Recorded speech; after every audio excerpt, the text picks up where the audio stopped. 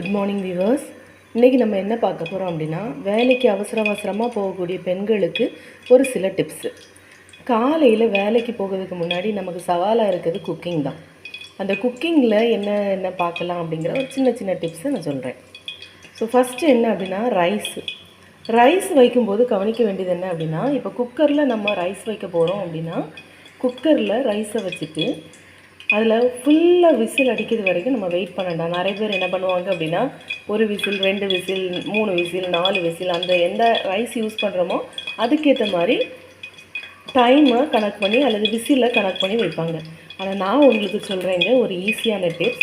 என்ன பண்ணணும் அப்படின்னா, குக்கரில் விசில் அடிக்க வரும்போது, அதாவது ஃபஸ்ட்டு விசில் வரும்போது நீங்கள் என்ன பண்ணணும் அப்படின்னா, அந்த விசிலை அந்த ப்ரெஷர் வெளியே போகாமல் அது எழும்புமே ஒரு சவுண்டோட, அந்த சவுண்டு வரும்போது நீங்கள் என்ன பண்ணிடணும், அதை கேஸ் ஆஃப் பண்ணி வச்சிடணும்.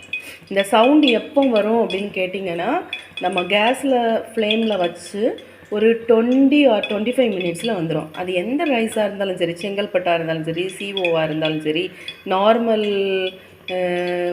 வாட் இஸ் தட் அந்த சின்ன அரிசியாக இருந்தால் கூட இது சீக்கிரமே வெந்துடும். ஒரு 20லேருந்து 20 மினிட்ஸ். இந்த பாருங்கள், நான் இப்போ குக்கரில் வச்சுருக்கேன்.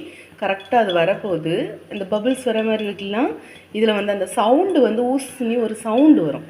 அந்த சவுண்டு வரும்போது நம்ம என்ன பண்ணிடணும், கரெக்டாக ஆஃப் பண்ணிடணும். ஆஃப் பண்ணிட்டீங்க அப்படின்னா உள்ள ப்ரெஷர் வந்து வெளியே போகாமல் நம்ம அதை காப்பாற்றிக்கலாம். ஸோ அந்த ப்ரெஷர்லேயே அது என்ன ஆயிரும், நல்லா சோறு வெந்துடும். அதுதான் சொல்கிறேங்க, செங்கல்பட்டாக இருந்தால் கூட 20 மினிட்ஸில் நமக்கு அது வந்து ரெடி ஆயிரும். ஸோ கேஸ் வந்து வேஸ்ட்டாக போகும் அந்த மாதிரியெல்லாம் நம்ம யோசிக்கண்டா. அதே நேரத்தில் நம்ம என்ன பண்ணிக்கலாம், குக்கர்லேயே சோறை வச்சிக்கலாம். இப்போ பானையில் வைக்கணும் வச்சா நம்ம வந்து தண்ணி பார்க்கணும் எடுக்கணும் அப்படியெல்லாம் இருக்கும். ஆனால் இதில் குக்கரில் வச்சோன்னா அந்த பிரச்சனைகள்லாம் இல்லை.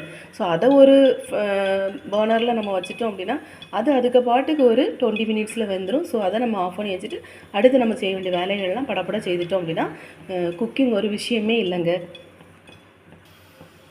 பாருங்கள், என்னோடய குக்கரில் விசில் வர போகுது.